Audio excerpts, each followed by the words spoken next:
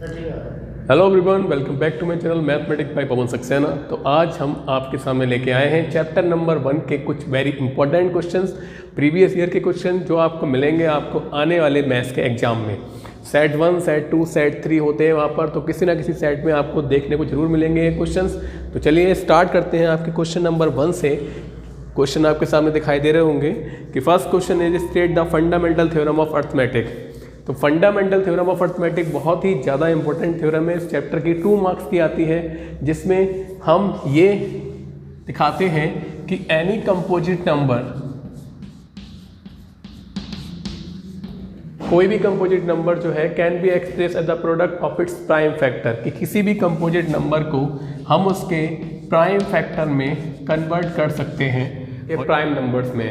और यही हमारा यूज होता है। एक इसके टाइप का एक क्वेश्चन और होता है जिसमें आता है कि 4 की पावर n या 6 की पावर n या 8 की power n can never and with the digit 0।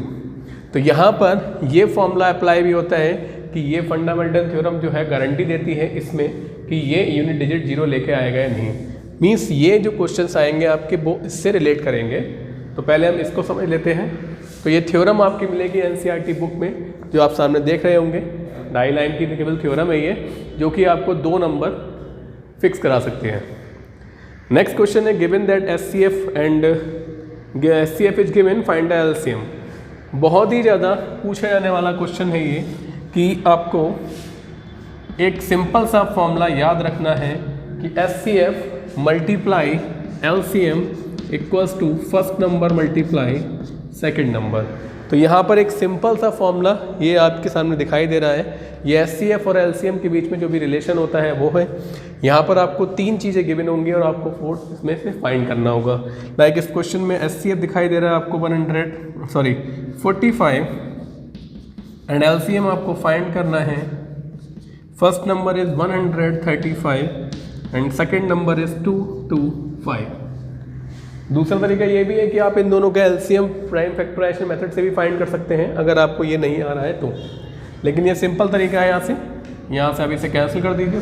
45 3 जा, देन एलसीएम इज 25 3 जा 75, 675 इसका एलसीएम आ जाएगा। बहुत ही ज़्यादा आने वाले क्वेश्चन नहीं, समझ लीजिए 2 मार्क्स का क्वेश्चन 99% आता ही है। सेट 1, सेट 2, सेट 3 में से किसी न किसी में ज़रूर मिलेगा देखने को। नेक्स्ट क्वेश्चन देखिए, find the rational number between √2 and 54।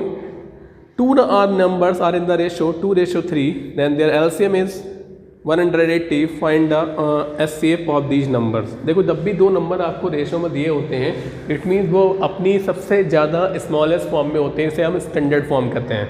Means उनमें से कुछ भी कॉमन नहीं आता है। तो अगर 2 नंबर हमारे 2:3 हैं तो हम उसे लिख सकते हैं late numbers 2x and 3x। ठीक है। इसके बाद इनका एलसीएम दे रखा है 180।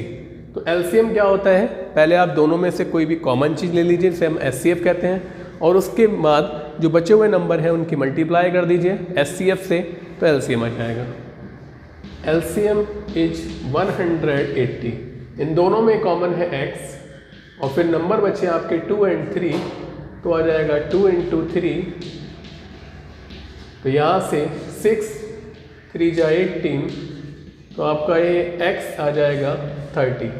x क्या है, इन दोनों में कॉमन नंबर है, तो जो कि हमारा एचसीएफ की तरह वर्क करेगा।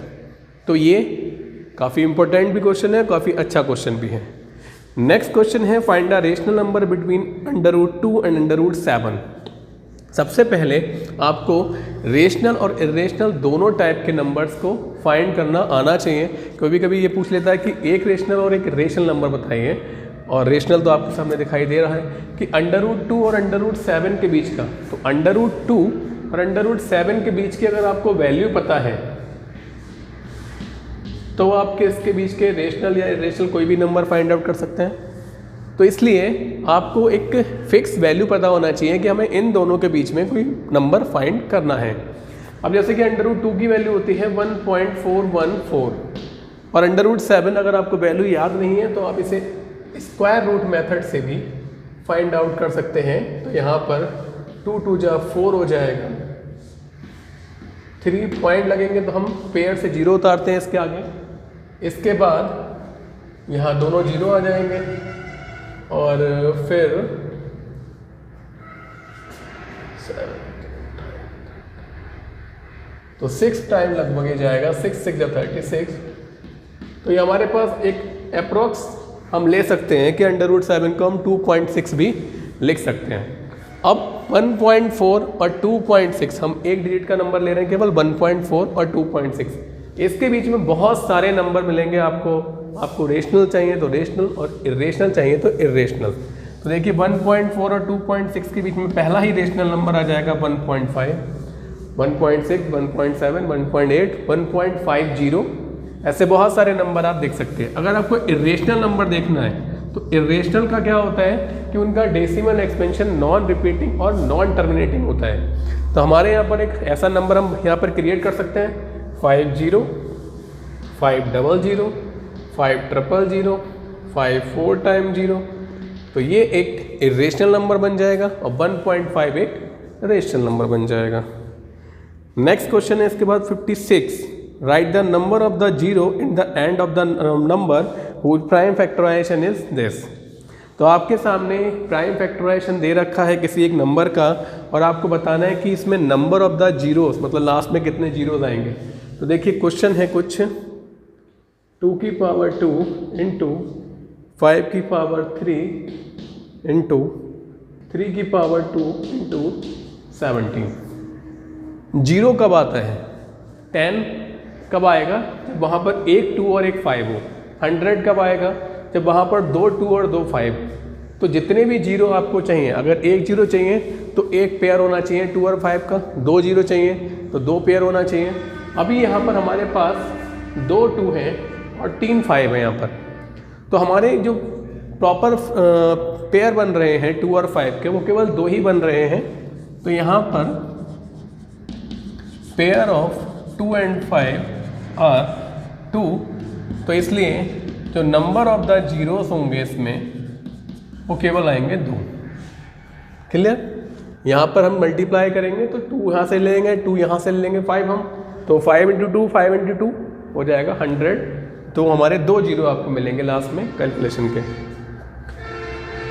क्वेश्चन नंबर 57 देखिए, right 1 rational and 1 irrational number between. देखिए फिर से वही क्वेश्चन जो मैंने यहाँ बताया था आपको कि एक रेशनल और एक इरेशनल नंबर बताना है। नंबर है आपके पास 0.25, ये क्वेश्चन नंबर है 57, 0.25 एंड 0.32 और इनके बीच में आपको एक रेशनल और एक इरेशनल नंबर फाइंड करना है। तो रेशनल किसे कहते हैं? इसका डेसिमल एक्सपेंशन या तो रिपीटिंग हो या फिर टर्मिनेटिंग हो। तो 25 और 32 के बीच में एक अगला नंबर हम 26 ले लें। ये कैसा हो गया? ये रेशनल हो जाएगा। अब आपको लेना है इरेशनल, तो इसी का डेसिमल एक्सपेंशन आप नॉन रिपीटिंग नॉन टर्मिनेटिंग कर दीजिए। 26, 266, 266 डॉट डॉट डॉट। सिंपल है। ऐसे क्वेश्चन आपको 2 टाइम्स अभी यहाँ पर देखने को मिले तो आपको ये क्वेश्चन तो आना ही चाहिए कि अगर इस चैप्टर से कुछ चीज़ें हैं जो आपको बार बार रिपीट हो रही हैं वो आप बिल्कुल भी गलत ना करें। नेक्स्ट क्वेश्चन देखिए, इसमें लिखा हुआ है कि SCFH4 find the LCM. The same question आपका ये बन रहा है यहाँ पर, या तो हम फॉर्मूले से निकाल लें या फिर हम उसका प्राइम फैक्टराइजेशन मेथड से भी फाइंड आउट कर सकते हैं। नेक्स्ट क्वेश्चन नंबर जो 59 है, इसमें XY दे रखा है, दोनों का प्रोडक्ट दे रखा है जिस तो first number multiply second number होता है वो दे रखा है हमारे पास 180। SCF दे रखा है 3 और आपको LCM फाइंड करना है। फिर से यही फॉर्मूला लगाना है। इसके बाद SCF ऑफ 2 नंबर दे रखा है 5, LCM दे रखा है 200, प्रोडक्ट फाइंड करना है। तो प्रोडक्ट क्या हो गया? LCM भी दे रखा है, SCF भी दे रखा है, दोनों के मल्टीप्लाई करो आंसर आ जाएगा। इसके बाद आता है question number 61, √3 is irrational, prove that 5 + 2 √3 is irrational. ये समझ लीजिए ये 100% ही क्वेश्चन आपको देखने को मिलेगा, चाहे वो √3 प्रूव करना हो चाहे 5 + 2 √3 प्रूव करना हो। तो 61 क्वेश्चन के साथ हम मिलेंगे आपको अगली वीडियो में। तब तक के लिए थैंक यू सो मच। बने रहिए हमारे चैनल पर और आपको अभी अगले चैप्टर्स के जितने भी इंपॉर्टेंट क्वेश्चन हैं वो आपको लगातार मिलते रहेंगे। तब तक के लिए थैंक यू सो मच।